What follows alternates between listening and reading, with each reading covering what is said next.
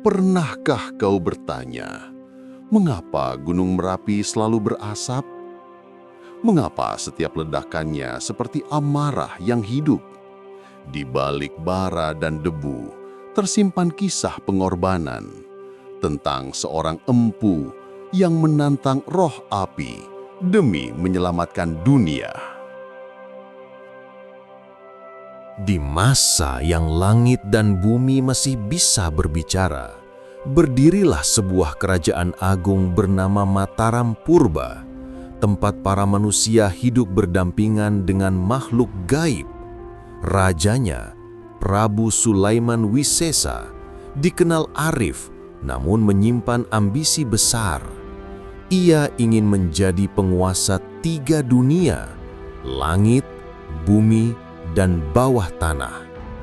Pada suatu malam, langit di atas istana bergetar, awan hitam menggulung, petir memecah langit. Dalam tidurnya, sang raja bermimpi berjalan di padang merah membara. Di tengahnya berdiri sosok berapi, tinggi, bermata bara, dengan rambut seperti nyala lilin. Prabu Sulaiman, akulah Sabda Geni, penjaga api dari perut bumi. Jika kau ingin kuasa atas 3 dunia, bangunkan kami. Namun ingatlah, bila pintu alam dibuka tanpa restu, bumi akan menelan ambisimu. Raja terbangun. Tubuhnya gemetar namun matanya bersinar penuh hasrat. Ia yakin mimpi itu adalah wahyu kekuasaan. Keesokan harinya, ia memanggil para resi dan empu terbijak di kerajaannya. Bangunlah menara yang mampu menyentuh langit, titah sang raja. Di puncaknya, kuburkan batu petir dan besi langit agar gerbang roh dapat dibuka. Para resi gemetar mendengar titah itu. Seorang tua bersuara lirih, "Tuanku, batas antara alam bukan untuk disentuh manusia." Namun raja menatap tajam.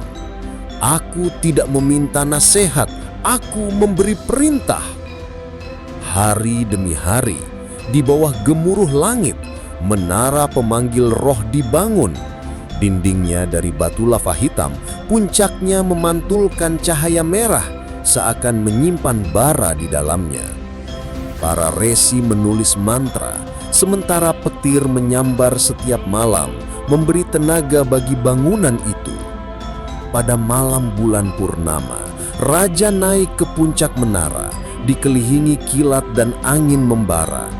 Ia berdiri di tengah lingkaran api, membacakan mantra pemanggilan yang ditulis dari wahyu mimpinya. "Wahai roh api dari perut bumi, bukalah gerbangmu bagi Raja 3 dunia." Suara mantra menggema di langit. Petir menyambar, bumi bergencang.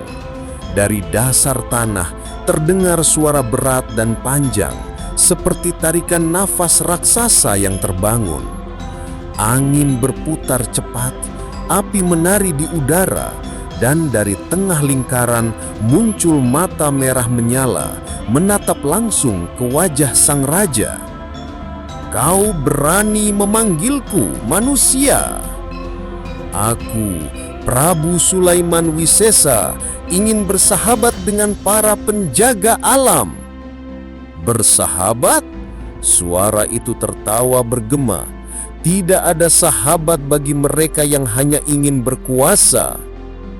Petir terakhir menyambar menara.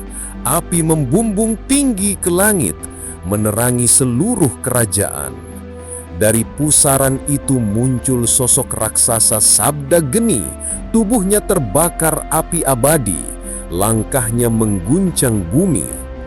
Langit merah, bumi bergetar, dan dari kawah gunung jauh di utara terdengar suara serupa, raungan naga. Hari itu menjadi awal dari terbukanya gerbang antara manusia dan para penjaga dunia.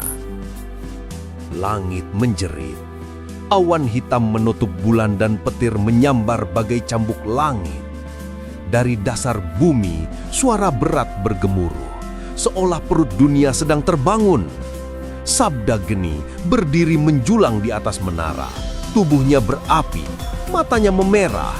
Setiap langkahnya meninggalkan jejak bara di tanah. Kau memanggilku dari perut bumi manusia. Kau ingin kuasa atas dunia, maka bersiaplah menerima murka alam. Ratu Sulaiman Wisesa menahan nafas. Ia mencoba bersikap teguh, namun lututnya bergetar. Wahai roh agung, aku hanya ingin menjalin perjanjian, bukan permusuhan. Sabda Geni tertawa, suaranya menggema hingga langit retak. Perjanjian. Kau telah membuka gerbang tanpa izin. Kini, penjaga lain pun terbangun. Bumi kembali bergoncang. Dari utara, suara ombak menggulung. Tanda Nila Tirta, roh air, terbangun. Dari barat, angin berputar seperti pusaran naga. Kalam Sambu, roh angin, mulai berhembus. Dan dari bawah tanah, gemuruh berat menyusul. Jagat Lindu, roh tanah, menggeliat bangun dari tidurnya.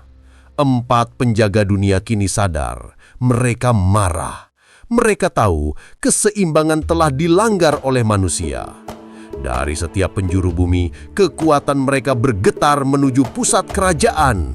Gunung-gunung berasap, sungai meluap, dan awan berputar hitam di atas Mataram Purba. Rakyat berlarian panik, memanggil dewa, menyebut nama leluhur, tapi tak ada jawaban. Api membara di langit. Sabda Geni mengangkat tangannya, dan ribuan percikan api jatuh dari awan seperti hujan bara. Istana terbakar, pohon-pohon meledak menjadi abu. Inilah murka alam bagi manusia yang serakah. Raja berteriak pada para resi, "Padamkan apinya, selamatkan rakyatku." Namun para resi tak mampu, mantra mereka patah di hadapan kekuatan roh. Dari tepi istana, Empu Brahmajati, resi tertua dan paling sakti, memandang ke langit. Ia tahu hanya satu cara untuk menghentikan amarah ini. Harus ada yang mengembalikan roh ke perut bumi. "Tuanku," serunya kepada raja, "roh api tak dapat diperintah. Ia hanya bisa ditenangkan bila manusia sadar akan kesalahannya. Aku tak bisa mundur, aku harus mempertahankan kerajaanku." Petir kembali menyambar, suara Sabda Geni mengguncang bumi. "Kau tak bisa memerintah alam, kami adalah nafas dunia, kami tak tunduk kepada raja manusia." Dengan satu hentakan kaki, gunung di utara meletus, menyemburkan api merah menyala. Gelombang panas melahap sawah dan hutan.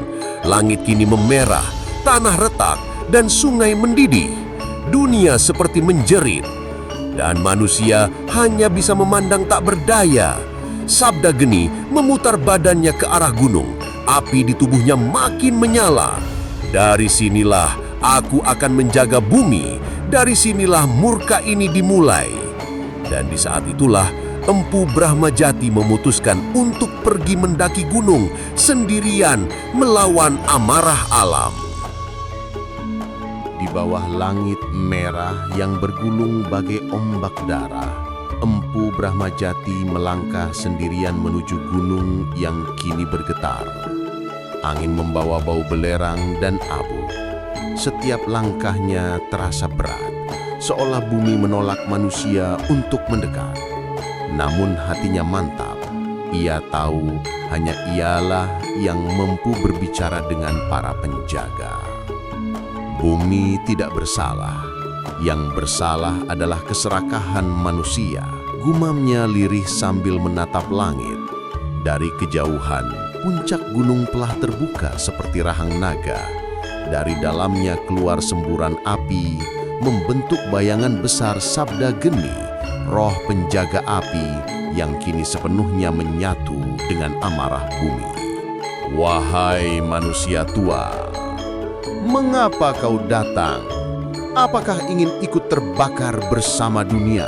Empu Brahmajati menancapkan tongkatnya di tanah. dan cahaya lembut memancar dari ujungnya. Aku datang bukan untuk menantangmu, Sabda Geni. Aku datang untuk mengingatkanmu akan tugasmu, menjaga keseimbangan, bukan menghancurkan. Sabda Geni tertawa keras. Keseimbangan? Manusia telah melanggarnya. Kalian menggali tanah tanpa izin, meminum sungai tanpa rasa syukur, memanggil kami tanpa hormat. Benar, jawab sang empu. Manusia bersalah, tapi menghancurkan mereka tak akan memulihkan bumi. Roh api mengangkat tangannya, langit menyala, batu-batu mencair, udara membara. Jika manusia tidak tahu rasa takut, maka api harus mengajarkannya. Dengan pekikan dahsyat, Sabda Geni melepaskan gelombang api dari tangannya. Empu Brahmajati memutar tongkatnya, menciptakan perisai cahaya berputar. Bara dan cahaya bertabrakan, memecahkan langit jadi pecahan merah dan emas. Pertarungan pun dimulai. Bumi bergetar, lava mengalir deras dari kawah, kilatan petir memantul di antara batu-batu hitam. Dua sosok, manusia tua dan roh api, berhadapan di tengah badai. Mantra-mantra kuno melayang di udara, berputar membentuk pusaran cahaya. Api membalas dengan semburan panas yang membakar awan. Sabda Geni, ingatlah asalmu. Kau adalah penjaga, bukan penghukum. Namun Sabda Geni hanya membalas dengan raungan, kau tak akan bisa menghentikanku. Dalam keputusasaan, Empu Brahmajati menancapkan tongkatnya ke tanah dan membacakan mantra penyekat alam, mantra terlarang yang hanya boleh digunakan bila dunia hampir hancur. Cahaya putih meledak dari tongkat, melingkupi seluruh gunung. Suara petir bergulung, disusul raungan roh api yang menjerit marah.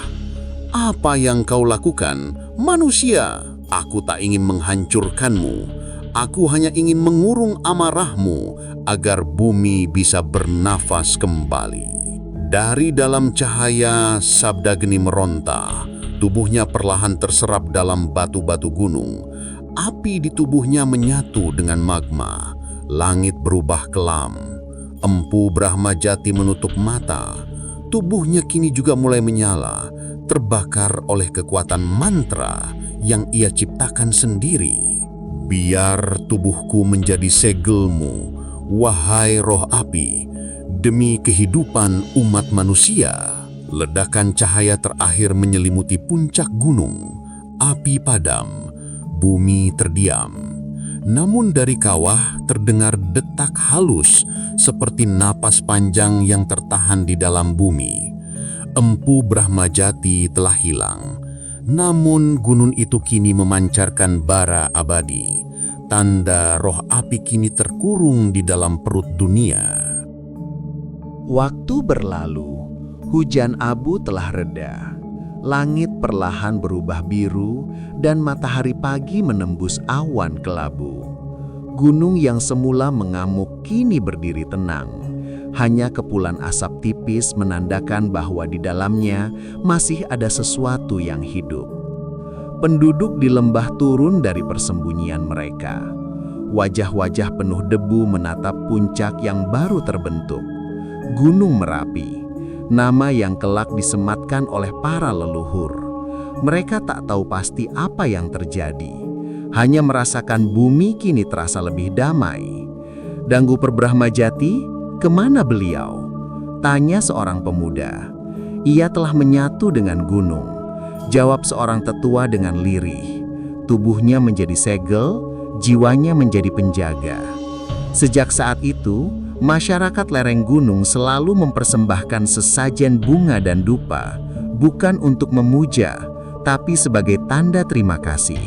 Karena mereka tahu, setiap kali gunung mengeluarkan asap, itu bukan kemarahan, melainkan nafas roh api yang masih hidup menjaga keseimbangan dunia.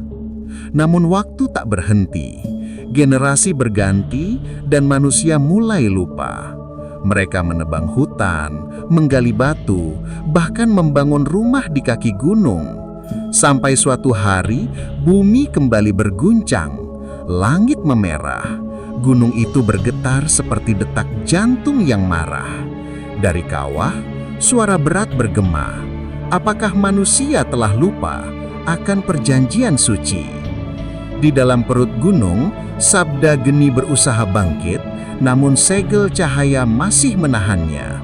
Dalam mimpinya, ia melihat sosok Empu Brahmajati berdiri dengan senyum tenang. "Tenanglah sahabatku," ujar Empu. "Jangan marah pada manusia. Mereka memang mudah lupa, tapi bumi tetap mencintai mereka." Sabda geni menghela nafas api. Jika mereka terus lalai, segel ini akan retak. Dan saat itu terjadi, biarkan mereka belajar dari kesalahan, bukan dari kebinasaan. Suara itu mereda. Gunung kembali sunyi. Namun dari dasar kawah, muncul cahaya merah kecil seperti nyala lilin di kegelapan. Simbol pengingat bagi manusia bahwa bumi hidup dan alam memiliki jiwa. Sejak hari itu, setiap letusan Gunung Merapi dianggap bukan bencana semata, melainkan peringatan dari Sang Penjaga agar manusia kembali menghormati alam. Sore itu seorang pertapa muda duduk di batu puncak, memejamkan mata. "Guru, aku merasakan nafasmu di dalam bumi," bisiknya. "Aku berjanji akan menjaga apa yang kau titipkan. Keseimbangan antara manusia dan alam." Angin lembut berhembus, membawa aroma belerang yang hangat. Dari kejauhan, gunung tampak berasap tipis, seolah tersenyum. Gunung Merapi bukan hanya batu dan api, gumam sang pertapa. Ia adalah hati dunia, tempat roh penjaga dan manusia saling memahami. Langit perlahan berubah jingga. Cahaya matahari terakhir menari di atas kawah, memantulkan warna merah keemasan, warna kehidupan yang lahir dari pengorbanan. Gunung Merapi kini berdiri kokoh, bukan sekedar simbol amarah bumi, melainkan saksi abadi bahwa keseimbangan selalu menuntut pengorbanan. Dan setiap kali malam turun, mereka yang peka akan mendengar suara samar dari perut gunung. Suara seorang empu yang berdoa lembut. Semoga manusia tak lagi serakah, semoga bumi tetap bernafas, dan semoga api penjaga tetap tenang. Gunung Merapi berdiri bukan sekedar batu dan api. Ia adalah jiwa bumi, saksi abadi dari pengorbanan sang empu. Dan setiap kali ia bernapas, bumi mengingatkan manusia bahwa keseimbangan hanya bisa terjaga bila kita menghormati alam semesta.